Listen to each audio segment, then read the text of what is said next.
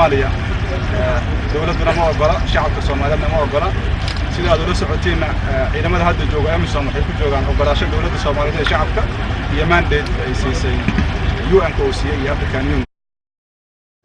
xaq baad u leedahay inaad Kenyaan tahay ilaahay baa ka dhigay nin kasta oo Kenyaan xaqiisa sidoo asaga u dareemayo u dareen hana ogolaanin in marna xaqaada lagu tunto